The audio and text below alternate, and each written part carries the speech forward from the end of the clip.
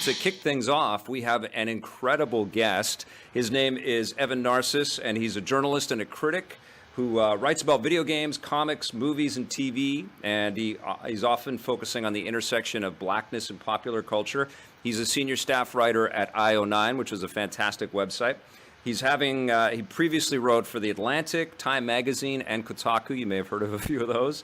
He's taught a course on video game journalism at New York University and appeared as an expert guest on CNN and NPR. He's a native New Yorker, and he now lives in Austin, Texas. Hello, Evan. Hey, Vic. How you doing? I'm very good, man. Thank you so much for joining us. What you didn't include in the bio is that we've known each other for a long time. Yes, we have. We've been friends forever. And I don't know if it was Scott Jones that introduced us or if we just met each other at one of the I feel like events. I'd seen you about video game events and junkets before, but definitely I got to know you better. And the levels of your geekdom once you started working with Scott Jones, our good friend. Yes, because you both lived in New York. You both worked at Crispy Gamer together. That's right. It's interesting where this life takes us, right? These weird journeys. Yeah, that's been my whole world for like a month. How do you feel? We're going to get into Black Panther very soon here, but I want to know how you feel making the transition. You were primarily in tech and video games, and now you are writing about science fiction and comic books, things that I think you were maybe more of a fan of. And now you're kind of able to, meet the people that make all of this stuff. Yeah, it's funny. There's I think there's a shared reservoir for a lot of this stuff in terms of like narrative inspirations, genre inspirations, and stuff like that. Video games, obviously, from their storytelling perspectives, draw a lot from science fiction and comic books and stuff like that. So there's a lot of crossover. But that said, it's weird. I think 2017 was one of the lowest kind of percentage of years in terms of actual game playing that I did for work ever. And that felt weird. I'm still friends with a lot of the Kotaku people, and I know what's going on. But there's no substitute for actually playing a game. You missed a great year, man. Last year was incredible.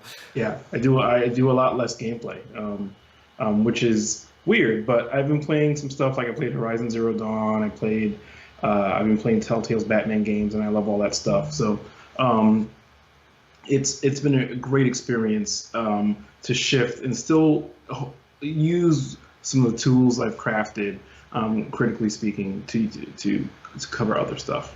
Well, one thing that I know about you, and this isn't true of every video game journalist that I know, is that a lot of us would end up at Comic-Con, at San Diego Comic-Con, and we would talk to the video game companies that were making comic book games and things like that. But generally, most of the video game people would focus on video game announcements.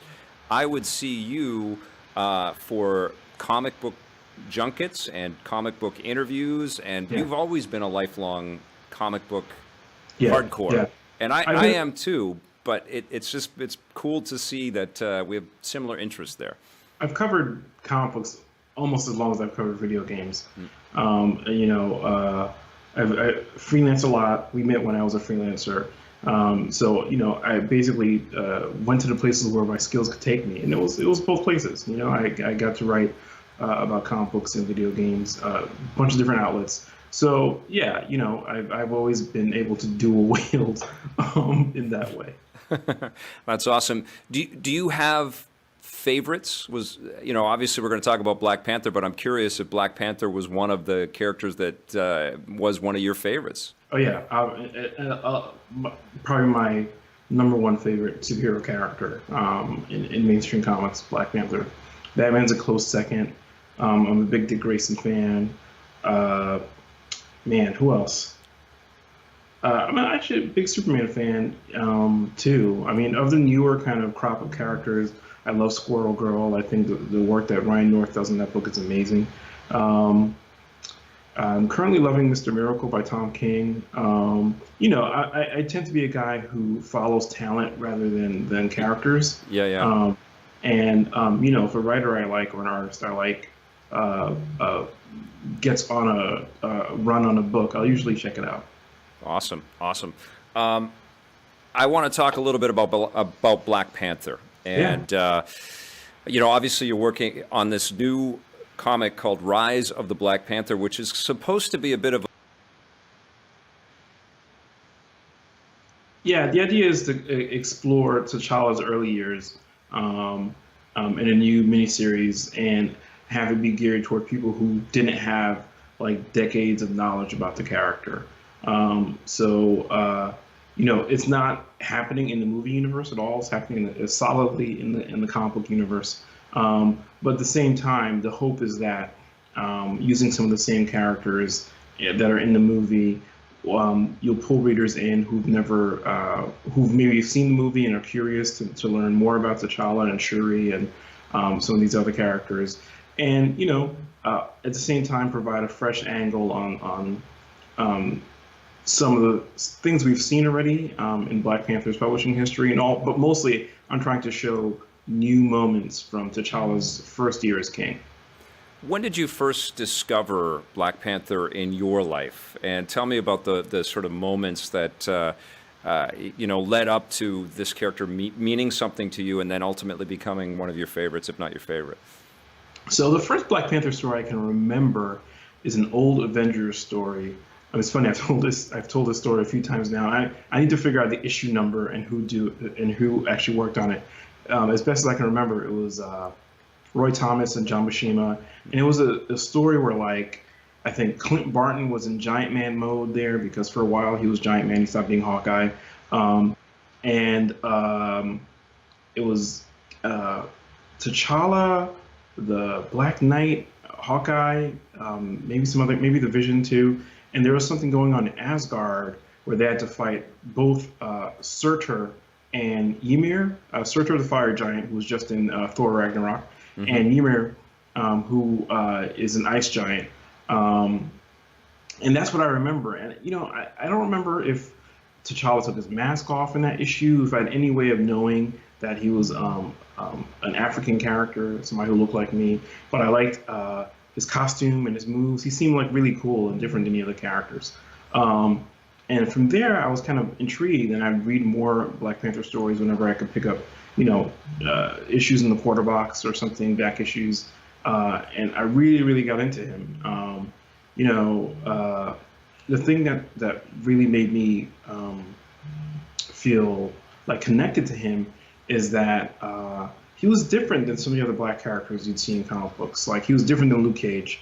He was different than Black Lightning or some other characters. There was this inherent nobility. He was regal, he was a scientist, and Wakanda was like this amazing country full of technological wonders. It was more science fiction-y than the other Black characters that were popular at the time. And that really attracted me. Yeah, there's, and I want to pause for a second here to make sure you don't have your phone on your table, because I think we might be picking it up.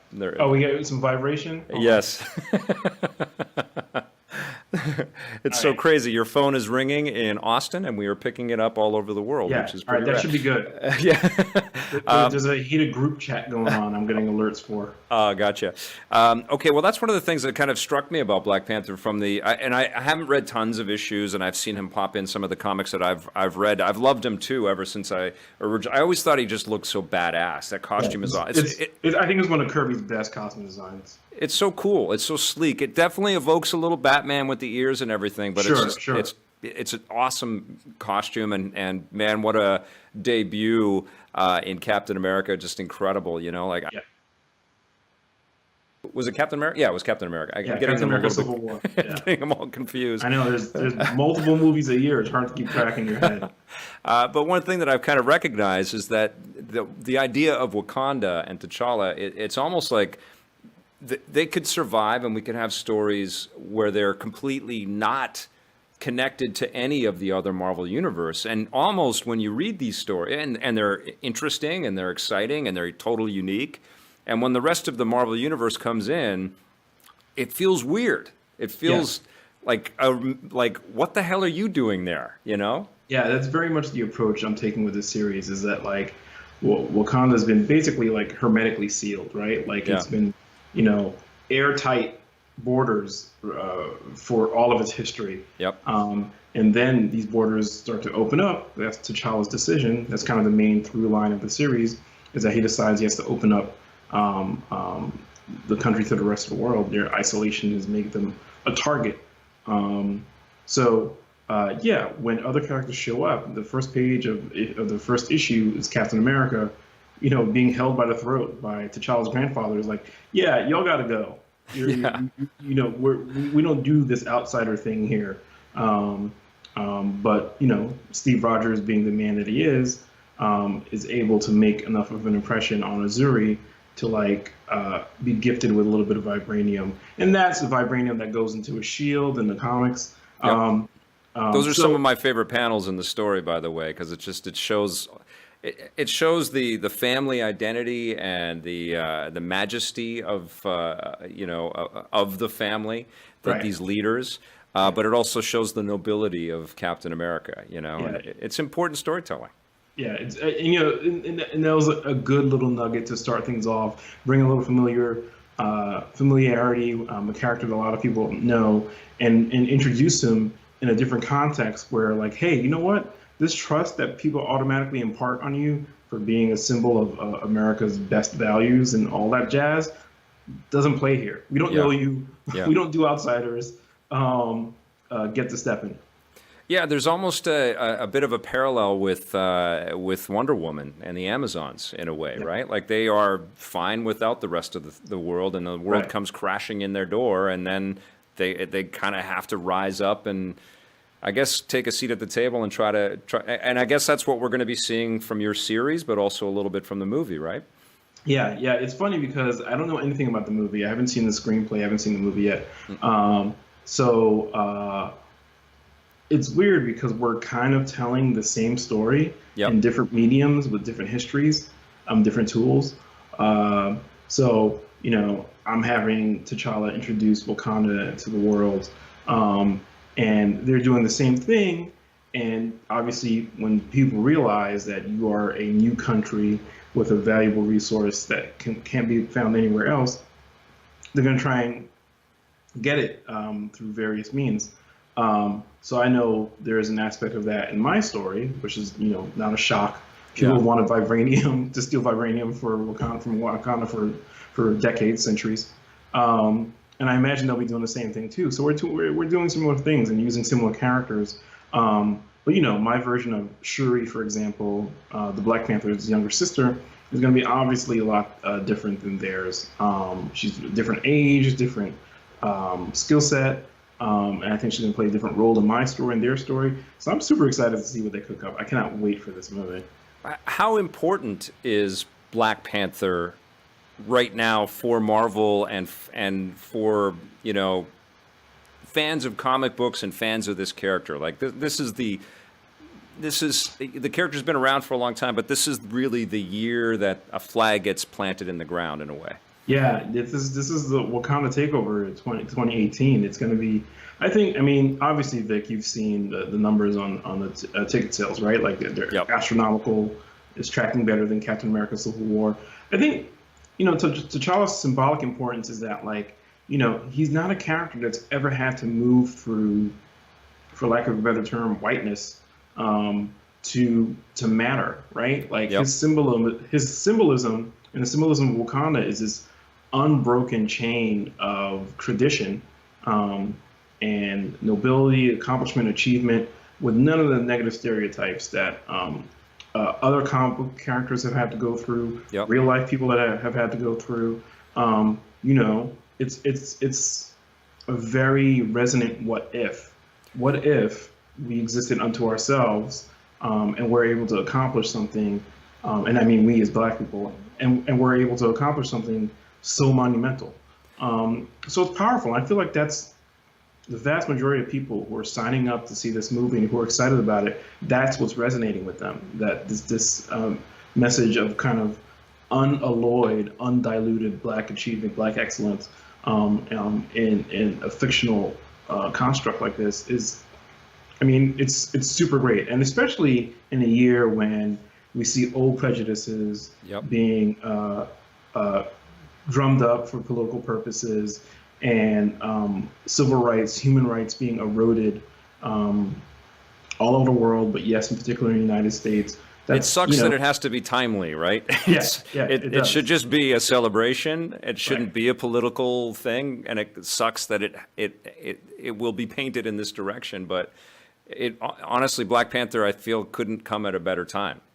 Yeah, but the character's always had a political subtext to it. Yep. Even in the hands of Stan Lee and Jack Kirby, two middle-aged Jewish guys who created the character in 1966.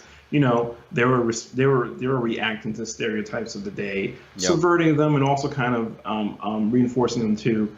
But the changes that happened when this character got handled by Black creators were significant, and I think that's what you're going to wind up seeing on the screen. Which isn't to downplay Lee and Kirby at all, but I feel like this movie has a definite intent and message about what it means to be a Black person in the modern world. Well, and I think also importantly, like Wonder Woman kind of broke down some barriers for inclusion and for playing to a different potential audience. I feel it's really incredible and about goddamn time that we have a character that plays to an international audience, that kind of opens the door to the idea that these heroes can be from anywhere. And obviously we have these, otherworldly heroes and things like that aren't necessarily just based out of America. I think this is a really cool new open door, and presumably this could lead to a lot of interesting, characters from all over the place. Yeah, I mean, if we're talking about your middle of the road, straight white male characters, we're not in danger of them ever being underrepresented, probably ever. No. Right? But every time you have a wave of representation for Black characters, whether it be in fiction or nonfiction projects, or I'm talking sitcoms on TV or movies and stuff like that, you wonder, okay, how long is this going to last? Even now, I'm wondering, okay, how long is this going to last? It'd be nice to feel okay, it doesn't have to be a fight every time. Right. And maybe this movie is going to help usher in that kind of moment. I feel like if you look at a movie like Get Out last year, it completely changed the game in terms of what people would expect from a horror movie, a small budget horror movie that wound up making exponentially more than it cost to make, a huge success, which is what Hollywood cares about. Yep. But also the messaging too was unapologetic about what the lived experience of what it means to be a Black person in this country, in America. You're in Canada. But yeah, so that stuff is significant, and the idea that that messaging can be part of the entertainment. It doesn't have to be this whitewashed, vanilla kind of unseasoned experience. It can be something that speaks to okay, the particular rhythms and textures of Black diaspora culture. And I want that for people from all different walks of life. Totally. I was one of those people who was who I tried to watch Netflix on Iron Fist on Netflix, and I couldn't do it. And I'm a huge Power Man and Iron Fist fan. That was one of my favorite comic books growing up. Yeah. But I didn't love the execution there, and I was one of the people who thought that yes, Danny Rand could have been an Asian character. It wouldn't have taken anything away from that character to have him be an Asian American character who has to walk between these two worlds. But that was an open door. That was an opportunity for everybody involved to kind of think differently a little bit. And you lose space with your audience when you make those decisions, in my opinion. Yeah, and it's about parts of your audience. And it's about modern sort of adaptation and sort of bringing and bridging gaps and making things challenging, and I feel like I was disappointed in Iron Fist as well. Let's talk about, first, let's talk about your series here. You've got 6 issues to carve out an origin story for T'Challa. But I want to know about working with Marvel. Did they say, you can't use this character because he's going to be in this movie or this TV show, or did they sort of take any ideas off the table, or were you allowed to kind of throw in anybody that you wanted? When I proposed, when I sent the proposal in, there was one sequence that I wanted to have in issue 1. I haven't spoken about this yet anywhere, so this will be the first time I talk about it, but it was a sequence where I wanted, I called it a clash of exotics. I wanted T'Chaka to face off against Fat Cobra, speaking of Iron Fist, he's a character from the Ed Brubaker Matt Fraction Iron Fist series. Wow. And he's basically like a big drunken brawler. And he's like, hey, I heard there's a guy who dresses up like a cat who can fight really good. I want to kick his ass. So he teleports magically into Wakanda, and they have a whole fight. And it's basically two characters from Hidden Kingdoms. And Fat Cobra would have said, yeah, you're hidden now, but nothing stays hidden forever. You need to prepare for the outside world. And my editor, Will Moss, who's great, he said, it's going to be too much to explain this character out of context to people who are new to all this stuff. So that didn't happen. And maybe if I get to revisit this story in another way down the line, I'll work to get something like that in.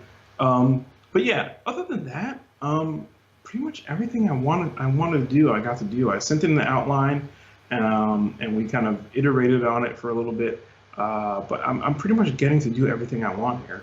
That's awesome. In the first issue, we don't spend a ton of time with T'Challa. We find out about his grandfather. We find out about his father.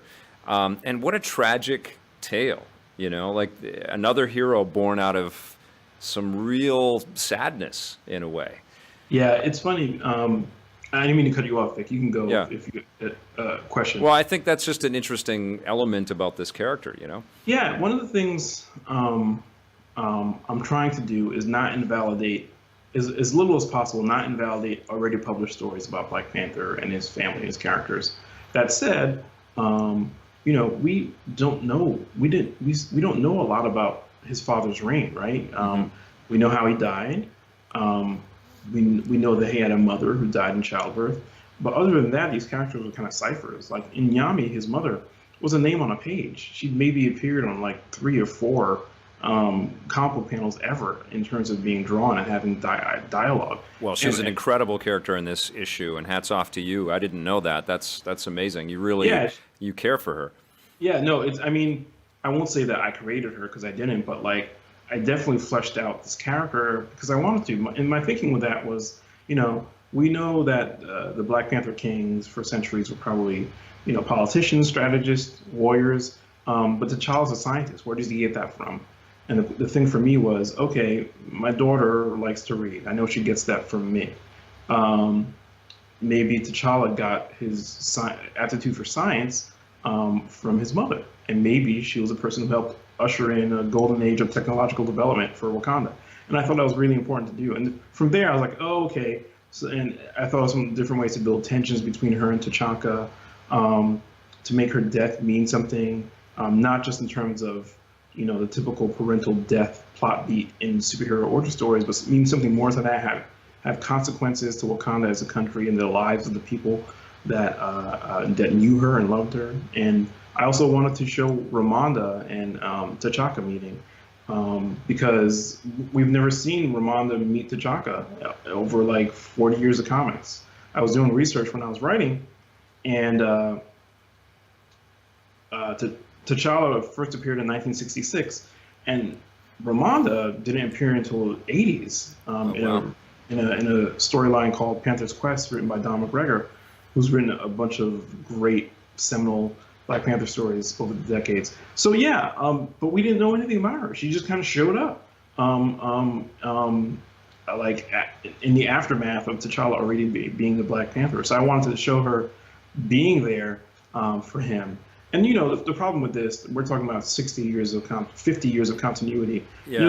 There's wrinkles, right? So I kind of have to dodge and bob and weave and stuff. But I want to tell a story about who his parents were, how they affected him, how his sense of himself came from the people that cared about him. Well, what I love about it is that you create this sense of permanence, and you create this sense of passing on the responsibility and the challenge of being a king and a superhero at the same time.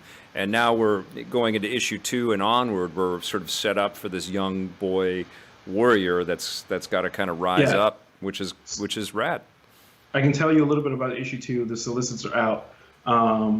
So in issue 2, T'Challa's already king. We see him as an adult. We see him winning the role of the Black Panther, and then it's not a spoiler to say that Namor the Submariner is going to appear in the story. And if you read superhero comics, you can probably guess that the relationship they first kind of hit it off poorly, but there's more going on there. And I want to use Namor as a foil because these characters have history in the comics. There's such great parallels too, right? Yeah, They're yeah. such They're unique. both kings. Yeah. But one's a massive jerk. I can't Super wait strong. till Marvel says, "Yeah, we're going to make the Namor movie." That's going to be Yeah, amazing. yeah. I think he'd be a great fit for a big widescreen epic. Yeah. But again, it's going to be a classic case of DC versus Marvel because Aquaman's, well underway in terms of production. But yeah, so Namor is an issue too. T'Challa's already king, and we start to see him reckon with what it means to be a king and to inherit all this responsibility in a world that's changing so much. Talk to me about working with Marvel. First of all, how the hell did this happen? Because you're a critic and a journalist, and you know a lot of people in the creative spaces out there. But it's one thing to be able to write about things. It's a whole other thing to transition to become, in the stable with other creators. How did this happen? It happened because of the writing about things part of my career. I know Ta-Nehisi Coates. We've been friends for a long time. When he started writing the Black Panther series, the main one, I was like, oh my God. He's like, I know, right? So we rekindled our friendship around his work on that. I never reviewed the series because that would be a conflict of interest, but I did do some long, wide-ranging interviews with him. We talk about all kinds of stuff. And his editor, Will Moss at Marvel, said, hey, do you think Evan would be interested in writing some Black Panther stuff? And, I'm going to try and make it sound like I don't have a huge ego, but I'd heard that over the years in writing about comics because people said, hey, you seem like you might be really good at this. But I always balked at it for various reasons. But this time, Ta-Nehisi was like, yo, it's not even me saying this. This is Will. So what's up? What are you going to do? Have some conversations with my bosses at Gizmodo Media. And they're like, this is really flattering. You should go for it. Let's try to find out a way to make it work. And I did. And then I met Will Moss at New York Comic Con in 2015 and 2016. And we figured out a way that we can try and make this happen. And from there, it was just like submitting ideas, refining them, and writing these scripts. That's amazing. So you've known for a long time then that you're going to do this series. Yeah. You also have a day job, and you have to look at a million things. And I know how tough it is to just be a journalist covering all this stuff. Yeah. And you're a dad. How do you find the time, and how much time did Marvel give you to kind of put all these issues together? So I had the advantage of a couple of months lead time after that initial meeting where I was basically taking down lots of story notes, thinking of ideas, kind of woodshedding is what they call it in the jazz community, just basically going off by yourself and working on your ideas. So, and then I submitted the script to Will, and once I heard back that this was, still greenlit, still happening, we started working on a tighter outline and figuring out the characters and approaches that we'd be doing for each issue. So it was, a lot of sleepless nights, and it still is, I try not to take away from my duties as a dad, and definitely not from my day job. Everybody at IO9 has been really encouraging and considerate in terms of me having to do this other stuff. But I mostly write the comics when I'm not writing the blogs, Well, hence not playing too many of 2017's video right, games. No, yes, not at all. Yeah, I'm gonna have a hell of a backlog once this is all said and done. Well, now that you've got this taste for it, and we're going to be getting a new Rise of the Black Panther every month for the next 5 months. The first issue is already available. And is it a physical copy, or is it something you can only get digitally? Yeah, or? no, you can get it both. You can buy it in a comic shop, brick and mortar comic shops. support your local comic shops, everybody. Yeah, totally. Um, How does there. that feel, man? Like honestly, like you've been reading comics your whole life. You're a massive nerd for this stuff, as am I. I can only imagine how incredible it must be to pick up your comic with your name on it. It's amazing. I was texting with a friend of mine from college just over the weekend. He's like, yo, this is wild. We used to go to signings together, and now you just had a signing. Yeah. And the signing was one of the things that really drove home what a surreal kind of moment this is for me. My daughter insisted on staying the entire 2 hours for the signing, and she was great. She's really proud of me, which is an emotional aspect of this, which floors me. But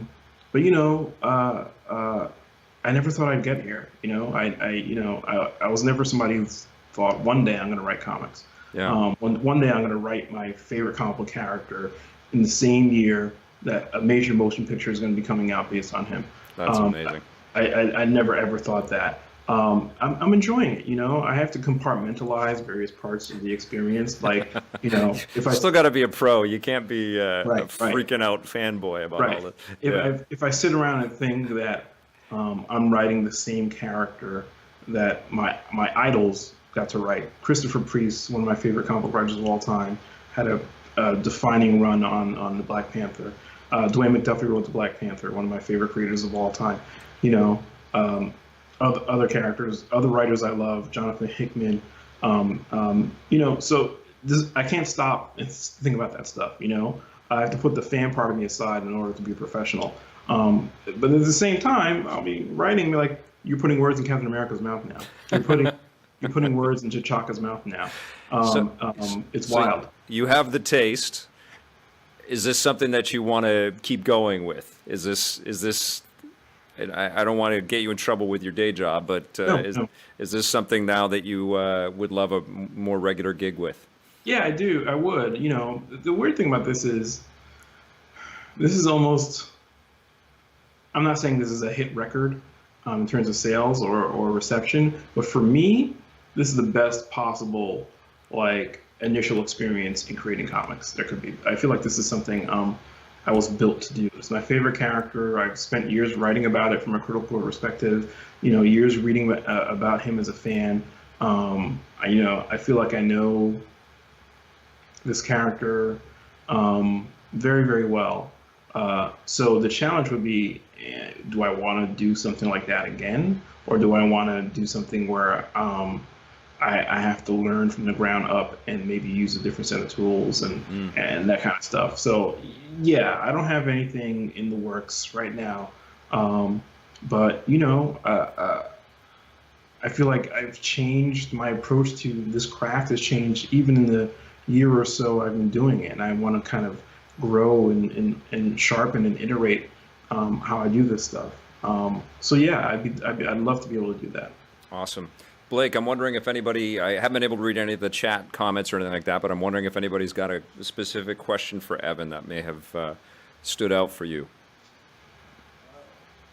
If not, we'll go on to I think my final question for you, Evan, and it's to get an idea of, you're still a journalist and a critic around all of this stuff, so I'm really curious to hear some of your favorite writers that are building content right now, that are making comics that you're just blown away with right now. Everything that Tom King does is amazing to me. Yeah. He kind of came out of nowhere, and he's got a damn near 1,000 batting average for me. My first work I read of him was The Vision over at Marvel. Then he did Omega Man at DC. He's a DC exclusive now, and he's currently writing Batman, and he's killing it. I think everything that fascinates me as a critic and a kind of neophyte creator is he's doing. He's talking to the history of the character while also making new history, and I think that's fascinating. So I love him. I love Ryan North on Squirrel Girl. Chip Zdarsky at Marvel is writing Howard the Duck and Spectacular Spider-Man is great. I think he's really funny. Al Ewing at Marvel, I think is one of the most underrated writers in mainstream superhero comics right now. I love Saga at Image, Brian K. Vaughan. Fiona Staples. Um, Brian Edward Hill is writing a series called Michael Cray for DC, which is amazing. He also has some creator-owned stuff at Marvel. Gosh, uh, Nyla Magruder did a graphic novel called MFK last year, which is amazing. Nandi Okorafor is writing another Black Panther series called Long Live the King. I think that's digital only, and that's really it's great to be living in a moment where we have multiple interpretations of this character from people from different backgrounds. Yeah, Um, we're also in this moment too where I think the media is feeding interest from a bunch of different directions, and so we're getting some really cool creative risks in theaters and on television screens and in comic panels and digital spaces. It's who would have thought that we would live this, bounty-filled life as yeah, nerds of this stuff, right? It's yeah. I mean, incredible. there's always room for improvement, but right now, if you had told me like I would have gotten a Luke Cage TV show on Netflix, I would have laughed in your face 20 years ago, Yeah, yeah. and that was good, and that it spoke to certain socio-cultural, political issues. I would have never thought it would have been possible. So I'm Awesome. glad to be here for this moment. Well, we're glad that you're here for this moment as well, Evan. And I definitely want to circle back with you once I've read all 6 of the issues and have you back. And once the movie is out as well, Yeah, if you're game for that, we would love to have you back on the show. certainly am. All right, man. Well, thank you so much for joining us All right, today. Vic. Take All it right. Well, easy. take care, my friend.